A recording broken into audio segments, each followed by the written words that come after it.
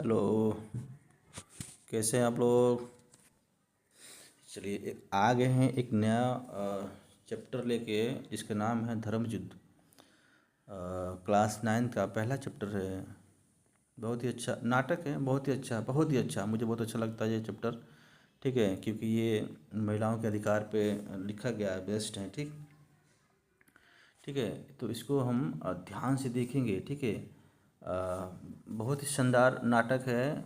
और ख़ासकर जो इसमें जो कैरेक्टर है लड़की जिसका नाम है पद्मा। ठीक, अ, उसके जो क्वेश्चन है अपने पेरेंट्स से, कितना अच्छा क्वेश्चन करती है अपने पेरेंट्स से, माता पिता से। ठीक, लेकिन पहले हम देखेंगे राइटर के बारे में। ठीक है, कि इनका नाम है अर्जुन देव चरण। राजस्थान के थे, क्योंकि इनके बारे में क्वेश्चन पूछता है एग्ज़ाम में ना। इनके बारे में क्वेश्चन पूछता है कि इनका जन्म कब हुआ था, कहाँ से थे, इनके कौन कौन से प्ले हैं, नाटक हैं। ठीक है, इस टाइप से क्वेश्चन पूछते हैं। ठीक है, तो पहले हम देखेंगे राइटर के बारे में, जिनका नाम है अर्जुन देव चरण। ठीक, अर्जुन देव चरण a teacher by profession. Profession मतलब होता है पेशा। ठीक, टीचर मतलब होता है शिक्षक, यानी पेशे से एक शिक्षक थे, टीचर थे। इज बेसिकली अ पोएट, लेकिन मूल रूप से क्या थे? एक पोएट थे। कहने मतलब ये है अर्जुन देव चरण पेशे से एक टीचर थे, लेकिन मूल रूप से एक कवि थे। His play appear like an extension of his poetry. Extension एक वर्ड आया है जिसका मतलब होता है विस्तार। प्ले मतलब होता है नाटक। अपीयर मतलब होता है दिखना, दिखना। ठीक है, हिज प्ले उनका नाटक ऐसे दिखता है जैसे पोइट्री का विस्तार है। हिज प्ले अपीयर लाइक, जैसे, एन एक्सटेंशन, ठीक है, विस्तार, ऑफिस पोइट्री। उनका जो नाटक है, उनका जो प्ले है, उनके पोइट्री का ही विस्तार है। ठीक, आया समझ में? ठीक है, the poet in him show through his shot, यानी द पोएट कवि, इन हिम यानी उनके अंदर, उनके अंदर जो पोएट था, कवि था, शो दिखता है कैसा?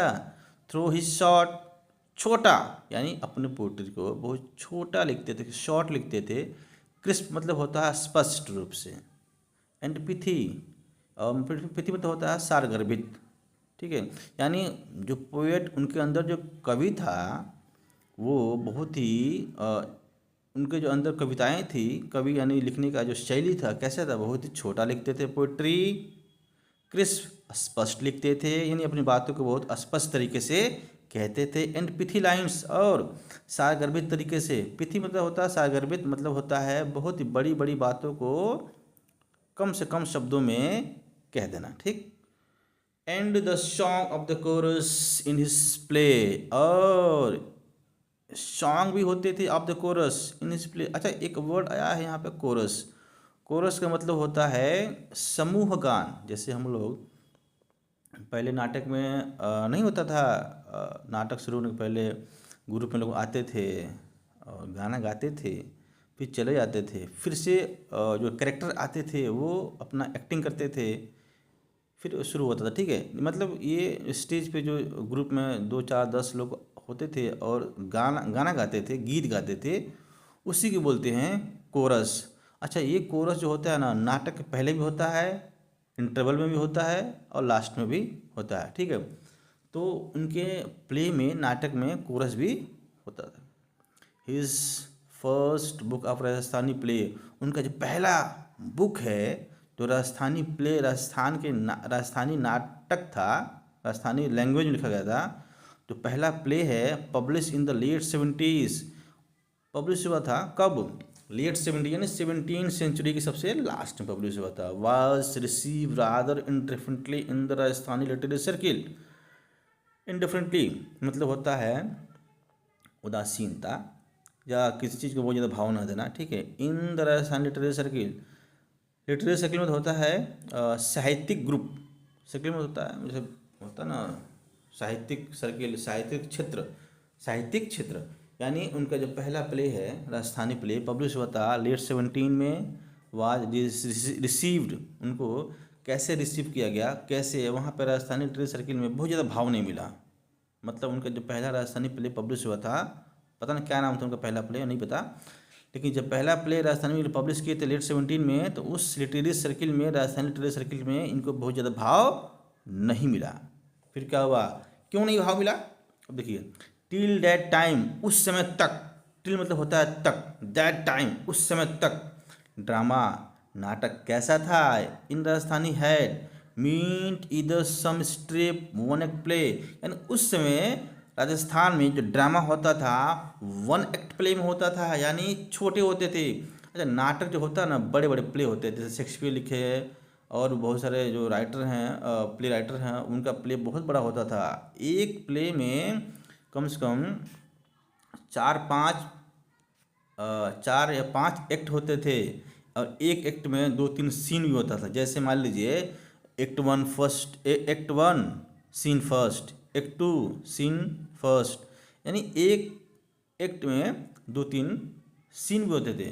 ठीक है, अब प्ले बहुत बड़ा होता था। ठीक है, लेकिन इस समय राजस्थान में जो प्ले होते थे बहुत छोटे होते थे, यानी वन एक्ट प्ले बहुत छोटे होते थे, एक ही एक्ट में प्ले होते थे ऑन सोशल इश्यू, और उनका जो मुद्दा कैसा होता था, सामाजिक मुद्दे पे वो प्ले होते थे, लाइक विडो रीमैरिज जैसे। और वो सामाजिक मुद्दे क्या होते थे, जैसे विधवा पुनर्विवाह, विडो मतलब होता है विधवा, रीमैरिज होता है पुनर्विवाह, यानी पुनर्विवाह, डाउरी मतलब होता है, सब जानते हैं डाउरी मतलब क्या होता है, दहेज, यानी एटसेट्रा। यानी उस समय जो सोशल इश्यू, जो कैसे कैसे बुराइयां होती थी समाज में, उस पर प्ले ये लोग लिखते थे, और छोटे छोटे प्ले लिखते थे, जैसे विडो रीमैरिज, विधवा पुनर्विवाह और दहेज पे ये लोग प्ले लिखते थे। ठीक, और या फिर कैसे होते थे, द फोक प्ले, फोक मतलब होता है लोक, प्ले मतलब होता है नाटक, यानी फोक सॉन्ग, लोकगीत, आप लोग जानते हैं। ठीक है, तो या तो फिर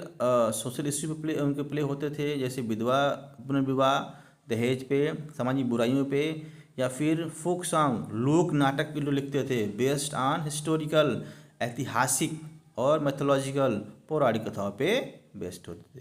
कहने का मतलब ये है कि इनका जो प्ले पहली बार पब्लिश हुआ था बहुत ज़्यादा भाव नहीं मिला। क्यों? क्योंकि उस समय राजस्थान में इनका प्ले होते थे बहुत छोटे होते थे, वन एक्ट प्ले में होते थे, और उनका सामाजिक मुद्दा था, बुराइयां थी, जैसे विधवा पुनर्विवाह और दहेज पे लिखा होता था, बेस्ट होता था, या फिर लोक नाटक होता था, ऐतिहासिक पे या पौराणिक कथाओं पे बेस्ट होते थे, इसलिए उनको बहुत ज़्यादा भाव नहीं मिला। ठीक, आगे देखिए, लिखा है a full length play on a contemporary theme was beyond conjecture. ठीक, कंजक्चर। ठीक, एक फुल लेंथ का प्ले होता था, यानी बड़ा जो नाटक होता था, ऑन ए कंटेम्परेरी थीम, उस समकालीन विषय पे, कंटेम्परेरी मतलब होता है समकालीन, थीम मतलब होता है विषय। उस समय जो बड़े बड़े प्ले होते थे समकालीन सब्जेक्ट पे, विषय पे, वाज बियॉन्ड कंजंक्चर, कंजंक्चर मतलब होता है अनुमान। ठीक है, कोई अनुमान लगाता नहीं था कि ऐसे प्ले, बड़े बड़े प्ले भी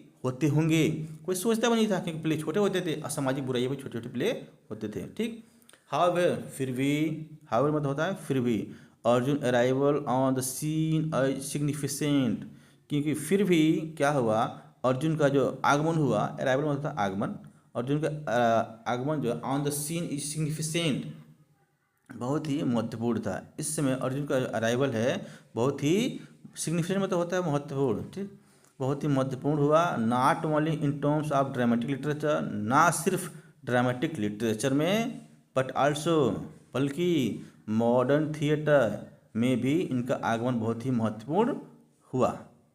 ठीक, आया समझ में? चलिए आगे देखिए, लिखा अर्जुन देव प्ले इंक्लूड, अर्जुन देव का जो नाटक है जिसमें शामिल है, इंक्लूड मतलब होता है शामिल। ठीक है, जिसमें शामिल है क्या, 2 नाटक आज का, ये क्वेश्चन पूछता है कि इसमें से कौन सा प्ले अर्जुन देव चरण के हैं या नहीं है। तो इनका जो नाटक हैं 2 नाटक आज का प्ले हैं। अच्छा, ये देखिए, ये राजस्थानी लैंग्वेज में लिखा गया है। ठीक है, इसको आप रटेंगे तभी याद होगा, ऐसे याद नहीं होगा। 2 नाटक आज का, गुआरी, गुआरी देखिए एक वर्ड आया है गुआरी, एंड सेंकेरियो, सेंकेरियो भी इनका क्या है, एक प्ले है, इनको आपको याद करना है। बोल महारी मचाली किट्टो पानी, ये देखिए कितना लंबा प्ले है, बोल महारी किचाली किट्टो पानी, धर्म युद्ध मुगाती गाथा। अच्छा, अपना जो प्ले है धर्म युद्ध, युद्ध जो है ना, ये भी राजस्थानी लैंग्वेज लिखा गया है, युद्ध होता है, युद्ध, ये मतलब वही वार, युद्ध, उसी को युद्धा लिखा गया, ठीक है, क्योंकि राजस्थानी लैंग्वेज में इसको लिखा गया था। चलिए आगे देखेंगे। Dharmayuddha is a story of Padma, यानी धर्मयुद्धा है, इस कहानी एक पद्मा की, जिसका नाम है, लड़की है पद्मा, ए यंग गर्ल, एक छोटी सी बच्ची है, नौजवान लड़की है, ठीक है, educated through scripture like Ramayana and Mahabharata. वो लड़की जो रामायण और महाभारत जैसे महाकाव्य, स्क्रिप्चर मतलब होता है महाकाव्य या ग्रंथ, पढ़ के बड़ी हुई है, ठीक, अभी बड़ी भी नहीं है, वो छोटी ही है, वो पढ़ी है, उसको महाभारत पढ़ी है, रामायण पढ़ी है, बड़े बड़े ग्रंथ पढ़ी है, वो पढ़ के, ठीक है, पढ़ी है, बहुत ही इसके अंदर क्या है, ज्ञान बहुत ज़्यादा क्या आ गया है, बहुत ज़्यादा मतलब ये समझदार हो गई है, ठीक है। शी फील्स, वह महसूस करती है, क्या महसूस करती है, एग्रीव्ड, एग्रीव्ड होता है अनुचित व्यवहार से क्रोधित, अनुचित व्यवहार से क्रोधित, और एंड एजिटेटेड, एजिटेटेड मतलब होता है परेशान, एजिटेटेड मतलब होता है परेशान, यानी वो महसूस करती है क्या, बहुत ही परेशान महसूस करती है, एग्री होता है अनुचित व्यवहार से, बहुत ही परेशान है, बाय द अनचैरिटेबली, अनचैरिटेबल होता है कठोर, ऑर्थोडॉक्स मतलब होता है रूढ़िवादी, एटीट्यूड मतलब होता है व्यवहार, यानी समाज में, ठीक है, कठोर और रूढ़िवादी व्यवहार से और अनुचित व्यवहार से बहुत ही परेशान है, ठीक। Of the society towards women, यानी सोसाइटी में, समाज में महिलाओं के प्रति जो लोगों का सोच है पुरुषों का, ठीक, वो बहुत ही कठोर है, बहुत ही रूढ़िवादी है, ठीक है, उनके व्यवहार देख के बहुत ही परेशान बेचारी, क्या है, जिसका नाम है पद्मा, ठीक। शी रिपीटेडली क्वेश्चन, वह लगातार क्वेश्चन करती है हर पेरेंट्स, अपने माता पिता से, एंड हर टीचर, और अपने शिक्षक से भी लगातार क्वेश्चन करती है, पूछती है अबाउट द राइट, राइट के बारे में, राइट मतलब होता है अधिकार, अबाउट मतलब है के बारे में, ठीक।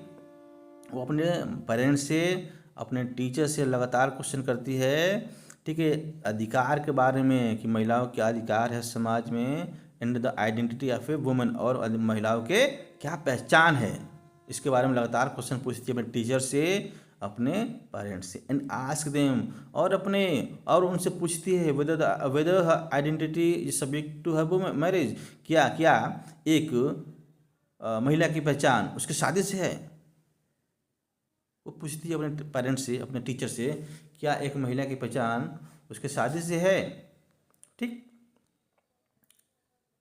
चलिए शुरू करते हैं। बहुत ही छोटा प्ले है लेकिन बहुत ही दमदार, बहुत ही अच्छा प्ले है, इसको अगर आप लोग ध्यान से पढ़ेंगे ना तो बहुत अच्छा लगेगा आपको, समझ में भी आएगा, उतना टफ भी नहीं है, ठीक। चलिए, जिसका नाम है धर्मयुद्ध।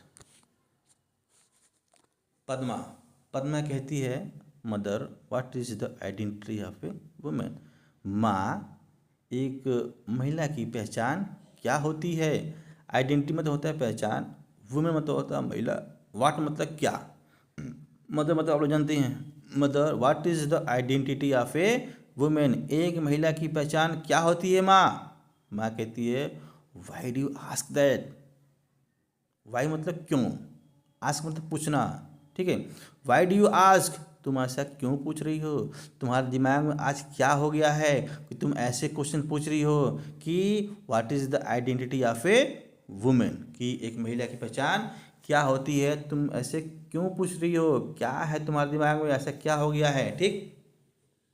पद्मा फिर कहती है how am I different from others, how मतलब कैसे, डिफरेंट मतलब होता है अलग, फ्रॉम अदर्स दूसरों से, पद्मा फिर कहती है माँ मैं दूसरों से अलग कैसे हूँ, मैं दूसरे से अलग कैसे हूँ, माँ बोलती है यू आर माई डॉटर, फिर माँ जवाब देती है, कहती तुम मेरी पुत्री हो, यू आर माई डॉटर, तुम मेरी पुत्री हो, आवर ओनली चाइल्ड, और एकमात्र बेटी हो, एकमात्र संतान हो, एंड योर फादर्स डार्लिंग, और अपने पापा की प्रिय हो, ठीक, तुम दूसरे से अलग कैसे हो, ठीक। माँ बोलती है तुम मेरी पुत्री हो, यू आर ओनली चाइल्ड, और तुम हमारी एकमात्र संतान हो, अपने पापा के प्रिय हो, तुम दूसरे से अलग कैसे हो।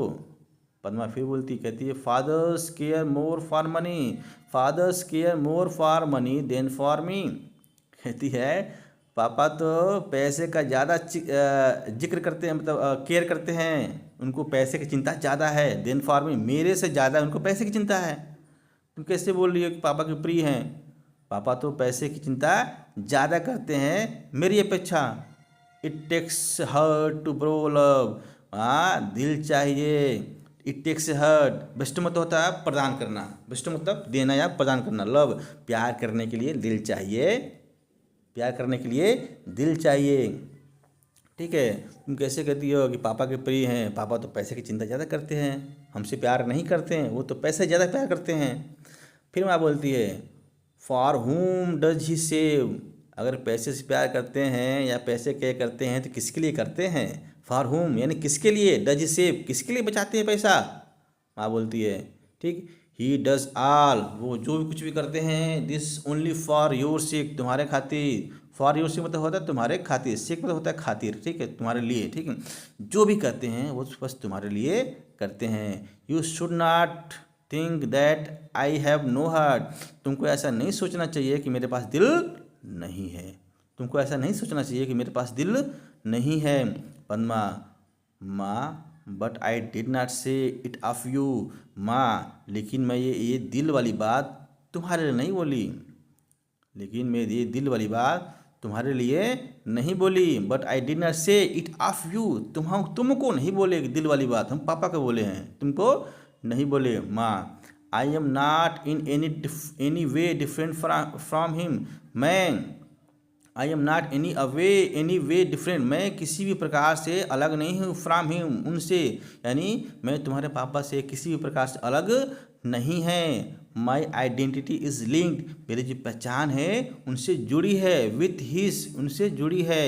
And I cherish the bond, और मैं इस बॉन्ड को, बॉन्ड मतलब होता है संबंध या व्यवहार, मैं उस बॉन्ड को, संबंध को चेरिश मतलब होता है बहुत अच्छा लगना या प्यार करना। ठीक है, क्या मतलब मैं तुम्हारे पापा से बहुत अलग नहीं हूँ, मेरी जो पहचान है उनसे जुड़ी है, और मैं इस संबंध को, इस बॉन्ड को बहुत ही प्यार करती हूँ, बहुत ही संजो के रखती हूँ। ठीक, एंटर पद्मास फादर, तभी माँ बेटी में ऐसे बातचीत चलता है, तभी उनके पेरेंट आ जाते हैं, पद्मा के पापा आ जाते हैं। ठीक है,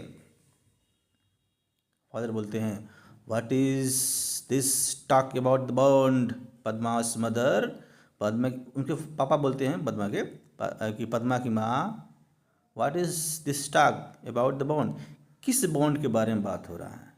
तुम किस बॉन्ड के बारे में बात करती हो, हमको भी तो बताओ। माँ बोलती है हेयर इज योर फादर, लो आ गए तुम्हारे पापा, यह हेयर यहाँ है, योर फादर तुम्हारे पापा, आस्क हिम, उनसे पूछो, whatever you want to know, जो भी तुम कोई जानना चाहती हो, जो तुम पूछना चाहती हो अपने फादर से पूछो। फादर बोलते हैं पापा what is it my child, क्या हुआ मेरी बेटी, क्या हुआ? माँ बोलती है शी वांट्स टू नो, वह जानना चाहती है, what is the identity of a women, वह जानना चाहती है कि what is the identity of a women, कि एक महिला की पहचान क्या होती है। देखिए छोटी सी बच्ची है लेकिन कितना बड़ा क्वेश्चन पूछ रही है। मम्मी का भी दिमाग हिल गया, पापा का भी दिमाग उनका हिल जाएगा। फादर बोलते हैं यू विल नो इट, तुम इसे जान जाओगी। यू विल नो इट, देखिए ये फ्यूचर टेंस का सेंटेंस है, यू विल नो, विल लगा है ना फ्यूचर टेंस का, यू विल नो इट, तुम इसे जान जाओगी, भविष्य में नहीं फ्यूचर की बात कर रहा है। यू विल नो इट, तुम इसे जान जाओगी डियर, मेरी बेटी प्री, मेरी बेटी तुम इसे जान जाओगी। व्हेन यू आर मैरिड, जब तुम्हारी शादी होगी। फादर बोल रहे हैं कि तुम महिला की पहचान क्या होती है, तुम इसे शादी जब होगी तुम्हारी तो तुम जान जाओगी। पद्मा बोलती है does marriage lend identity to a woman, क्या शादी एक महिला की पहचान होती है कि हम शादी के बाद जानेंगे? क्या शादी लैंड आइडेंटिटी पहचान होती है टू ए वुमेन, एक महिला की पहचान क्या शादी से है? क्या शादी होकर तभी हम जानेंगे महिला की पहचान क्या है? माँ बोलती है what is women about husband, फिर माँ बोलती है एक एक एक महिला क्या है, विदाउट मतलब होता है बिना, हस्बैंड तो होता है पति, यानी एक महिला क्या है बिना पति के, बिना शादी के, बिना पति के एक महिला क्या है, कुछ तो नहीं है, इसकी माँ बोलती है। देखिए इसकी माँ जो वो भी पुराने सोच की है। ठीक है, तो कह रही है कि एक महिला क्या है एक हस्बैंड के बिना, शादी के बिना। पन्ना फिर बोलती है what if one does not get married, फिर अगर ऐसा है तो क्या होगा, अगर कोई शादी नहीं करता है तो what if does not get married, अगर कोई शादी नहीं करता है तो फिर ये क्या है बताओ। माँ बोलती है, फिर माँ गुस्से में आती है, उसकी माँ फिर गुस्से में आती है, कह रही जब वो बोलती है कि अगर अगर महिला की पहचान शादी से है, उसके हस्बैंड से है, तो वो महिला वो लड़की अगर शादी नहीं करती है फिर क्या है वो, क्या उसकी कोई पहचान नहीं है। अगर वो शादी नहीं करती है तो क्या वो जानवर बन जाती है, क्या वो पेड़ पौधे बन जाती है, क्या वो भैंस बन जाती है, क्या वो बकरी बन जाती है। अगर वो शादी नहीं करती तो फिर वो क्या है। माँ फिर गुस्से में आती है, फिर बोलती है why do ask, why do always ask, तुम हमेशा ऐसे क्वेश्चन क्यों पूछती हो। ऑलवेज मतलब होता है हमेशा, सच सेंसर मतलब ऐसा बेवकूफ़ी वाला मूर्खतापूर्ण वाला क्वेश्चन क्यों पूछती हो। वाई डू ऑलवेज आस्क, तुम हमेशा ऐसे बेवकूफ़ी वाले क्वेश्चन क्यों पूछती हो, उसकी माँ बोलती है। पद्मा फिर बोलती है what about a women whose husband is dead. अब ये ऐसे ऐसे क्वेश्चन पूछती है अपनी माँ से, इसकी माँ का दिमाग हिल गया है। आखिर मेरी बेटी को ऐसा क्या हो गया है कि ऐसे ऐसे क्वेश्चन पूछ रही है कि व्हाट अबाउट ए वुमेन, वो महिला के बारे में बताओ क्या है। उस हस्बैंड इज, जिसका हस्बैंड डेड गया, मर गया है, जिसका हस्बैंड मर गया शादी के बाद, उस महिला के बारे में फिर क्या। अगर उसका जो पहचान शादी से है, हस्बैंड से है, तो फिर बताओ क्या वो महिला नहीं है, क्या समाज में उसकी कोई इज्जत नहीं है, क्या वो मर जाए उसको जीने का अधिकार नहीं है जिसका हस्बैंड मर जाता है। फिर माँ बोलती है life is hello for her, hello मतलब होता है नरक। माँ बोलती है जिंदगी उसके लिए नरक है। क्या बोलती है, जिसका हस्बैंड मर जाता है, जिंदगी, लाइफ मतलब होता है जीवन, जीवन is hello, life is hello for her, उसके लिए जीवन क्या है, नरक है। फिर पद्मा बोलती है दैट इज इनजस्टिस, ये तो अन्याय है। जस्टिस मतलब होता है न्याय, इनजस्टिस मतलब होता है अन्याय। दैट इज इनजस्टिस, ये तो अन्याय है, सरासर गलत है।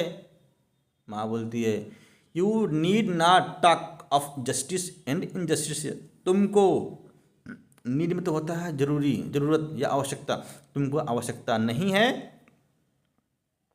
टॉक मतलब बात करना, तुमको आवश्यकता नहीं है बात करना, ऑफ जस्टिस एंड इनजस्टिस, तुमको यहाँ पे न्याय और अन्याय के बारे में बात करने की बिल्कुल भी आवश्यकता नहीं है। पद्मा बोलती है क्यों, वाई, क्यों, क्यों हम बात नहीं कर सकते जस्टिस और इनजस्टिस के बारे में, न्याय अन्याय के बारे में क्यों नहीं बात कर सकते, क्या हमको अधिकार नहीं है बात करने का समाज में। फिर माँ बोलती है ओवर हियर, बहुत हो गया, over here womens don't have the right to ask question, यहाँ पे ओवर, यहाँ पे वुमेन डोंट हैव, महिलाओं के पास कोई अधिकार नहीं है क्वेश्चन पूछने का। यहाँ पे किसी भी महिला के पास don't have a right, right मतलब होता है अधिकार, कोई अधिकार नहीं है टू आस्क क्वेश्चन, क्वेश्चन करने का, पूछने का, सवाल करने का कोई अधिकार वुमेन को नहीं है। पद्मा बोलती है फिर what right do they have then, फिर अगर यहाँ पे कोई महिला अगर नहीं अधिकार के बारे में बात करती है, क्वेश्चन नहीं करती है, तो फिर महिला के पास अधिकार क्या है, what right they do they have then, तब उसके पास क्या अधिकार है महिला के पास, तो अपने बारे में सवाल नहीं कर सकती है, अधिकार के बारे में पूछ नहीं सकती है, जान नहीं सकती है, तो महिला के पास क्या अधिकार है। फिर बीच में उसके पापा बोलते हैं father right are equals dear, right जो होता है अधिकार होता है फॉर इक्वल, इक्वल मतलब होता है बराबर या समानता, अधिकार जो होता है दो समान लोगों के बीच में होता है। डियर मेरी बेटी, अधिकार जो होता है समान लोगों में होता है, असमान लोगों में अधिकार नहीं होता। यानी यहाँ पर देखो इसके जो फादर हैं वो भी पुराने सोच के, रूढ़िवादी सोच के हैं, ठीक है, मैथोलॉजिकल सोच के हैं, बोलते हैं राइट आर फॉर इक्वल। वो भी वो मानते हैं कि महिला जो समाज में स्थिति बहुत अच्छा नहीं है, छोटी होती हैं, छोटी सोच होती हैं, उनका जो पुरुष के बराबर उनका हक नहीं है, ऐसा उसके फादर भी सोचती है। माँ भी ऐसे सोचती है, माँ भी उसकी वैसे सोचती है, ठीक वैसे ही जिसके फादर सोचते हैं वो महिला होकर भी। फिर पद्मा बोलती है why is a home consider a place for bargaining, फिर क्यों ये हमारा जो घर है, बार्गेनिंग में होता है क्रय विक्रय का, ठीक है, प्लेस मतलब स्थान, फिर ये घर क्रय विक्रय का स्थान, क्रय विक्रय का स्थान क्यों माना जाता है, जब महिला के पास कोई अधिकार नहीं है या फिर महिला समान नहीं है पुरुष के या असमान है पुरुष के, तो ये घर जो है क्रय विक्रय का प्लेस जगह क्यों माना जाता है? One should not live in such a place. इस जगह पे किसी को रहने की बिल्कुल ज़रूरत नहीं है। ऐसे जगह पे किसी को बिल्कुल भी रहने की ज़रूरत नहीं है, पद्मा से बोलती है। फिर फादर बोलते हैं you will get the same reply. You will, यहाँ विल आया है, फ्यूचर टेंस का है। You will get the same reply, तुम हमें कहीं भी जाओगी to do to this question wherever you go. तुम जहाँ भी जाओगी, वेयर मतलब होता है तुम जहाँ भी, वेयर मतलब होता है जहाँ भी, यू गो तुम जाती हो या जाओगी, विल यहाँ पर लगा ना, ये मतलब जाओगी, फ्यूचर टेंस की बात है, ठीक है। You will get the same reply, तुम सेम यही जो हम तुमको जवाब दे रहे हैं, तुम यही उत्तर पाओगी टू दिस क्वेश्चन, इस क्वेश्चन का, वेयर एवर यू गो, तुम जहाँ भी जाओगी, तुम्हारी शादी जहाँ भी होगी, तुम जिससे भी पूछोगी, तो इस ऐसे क्वेश्चन तुम सेम रिप्लाई पाओगी, जो हम तुमको जवाब दे रहे हैं वही रिप्लाई वही उत्तर तुम हर जगह पाओगी, तुम जहाँ भी जाओगी।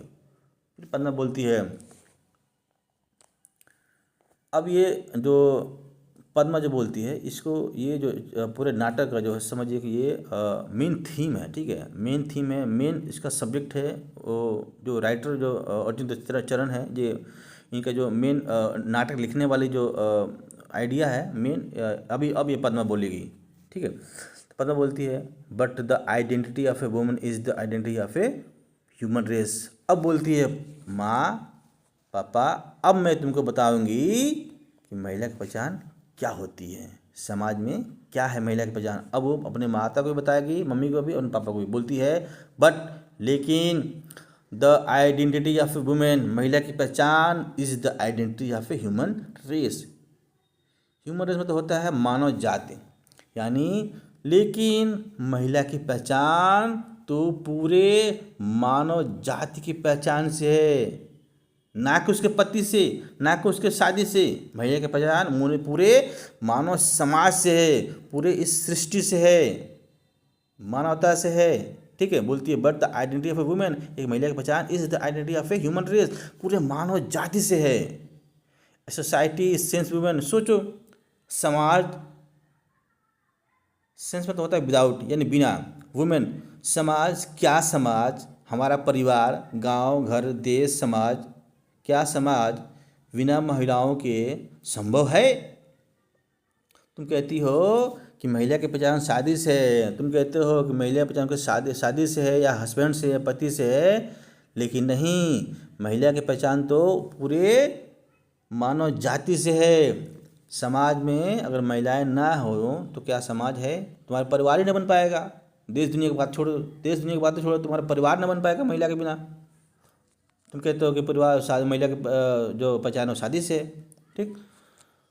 फादर बोलती है डैड, फादर बोलते हैं पापा उसके, डैड वाई दे से the marriage lens this identity, इसलिए मैं कहता हूँ से वे कहते हैं दैट मैरिज की शादी लेंस दिस आइडेंटिटी, यानी इसलिए कहते हैं कि महिला की पहचान उसके शादी से। फिर उसके पापा फिर नहीं समझे, यानी वो बोलती है पद्मा कि but the identity of a women, महिला की पहचान पूरे मानव जाति से है, बिना महिला के समाज का निर्माण नहीं हो सकता, बिना महिला के किसी भी समाज, किसी भी देश दुनिया, मानव जाति का निर्माण हो ही नहीं सकता। फिर भी इसके पिता को समझ में नहीं आया, कह वाई डैट वाई से, इसलिए मैं क्यों कहते हैं कि महिला की पहचान शादी से, फिर वही बोल रहा है, समझ में बिल्कुल नहीं आया अभी। फिर पद्मा बोलती है सो इसलिए क्यों, if a girl does not get married, ये जो 3 लाइन है ना, बहुत ही अच्छा लाइन है, ध्यान से देखिएगा, ठीक है। सो मतलब होता है इसलिए, इफ़ मतलब यदि, इसलिए यदि ए गर्ल, एक लड़की, डज नॉट गेट मैरिड, शादी नहीं करती है, सी हैज़ नो आइडेंटिटी, क्या उसकी कोई पहचान नहीं है? क्या अगर महिला लड़की शादी नहीं करती है, सी हैज़ नो आइडेंटिटी, क्या उसकी पहचान नहीं है? Why is it that an unmarried man, क्यों ऐसा होता है समाज में एक unmarried man is venerated, venerate में तो होता है सम्मान करना या पूजा सम्मान करना, किसी को पूजा सम्मान देना, कि अगर कोई मैन आदमी शादी नहीं करता, अनमैरिड अविवाहित आदमी अगर शादी नहीं करता है, मतलब अविवाहित आदमी की पूजा होता है समाज में, एंड काल्ड से, और उसको समाज में साधु संत बोला जाता है कि कोई अगर पुरुष शादी नहीं करता है समाज में, गांव इधर, तो उसको लोग पूजा करते हैं, सम्मान देते हैं और उसको सेंट कहते हैं, साधु कहते हैं। वाइल में तो होता है जबकि जबकि एन अनमैरिड वुमेन, एक अविवाहित महिला, जबकि एक unmarried women is called immoral and wanton, जबकि एक जो अविवाहित महिला, जो महिला शादी नहीं करती, लड़की शादी नहीं करती है, इसका उसको बोला जाता है इमोरल, चरित्रहीन। इमोरल होता है चरित्रहीन या अनैतिक, ठीक है। या फिर उसको अनैतिक बोला जाता है, इमोरल बोला जाता है, या चरित्रहीन बोला जाता है, एंड वांटन, और उसका बोला जाता है आवारा। वांटन मतलब आवारा। क्यों? समाज में एक जो पुरुष शादी नहीं करता है उसको लोग सम्मान देते हैं, पूजा करते हैं, उसको साधु संत बुलाते हैं, और वहीं एक महिला शादी नहीं करती है, एक लड़की शादी नहीं करती है, तो लोग उसको चरित्रहीन बोलते हैं, उसको आवारा बोलते हैं। क्यों ऐसा होता है? ठीक। तो ये प्ले कैसा लगा आप लोग बताइएगा, ठीक है। जो अगर समझ में नहीं आता, अगर अच्छा लगा तो कमेंट करिएगा, ठीक। और अगर चैनल पर नए हैं तो ज़रूर सब्सक्राइब कर लीजिएगा, लाइक करिएगा, ठीक। और अपने साथियों को, दोस्तों को शेयर करिएगा। अपने समाज में हम लोग अक्सर हम लोग देखते हैं कि अगर आपके पेरेंट्स जो होते हैं, माता पिता दोनों जॉब करते हैं और दोनों शाम को घर पे आते हैं एक साथ, तो घर में चाय मम्मी बनाती है, पापा चाय नहीं बनाते हैं। ऐसा क्यों होता है? या फिर महिला होती है घर के सारे काम करती है, पुरुष भी तो कर सकता है, ठीक। तो महिला समाज में जो हम लोग का जो भेदभाव है आज से नहीं है, बहुत पुराना है, हालांकि इसको बदलने की जरूरत है, ठीक है। ठीक। चलिए कैसा लगा प्ले आपको बताइएगा ज़रूर, ठीक है। Thank you.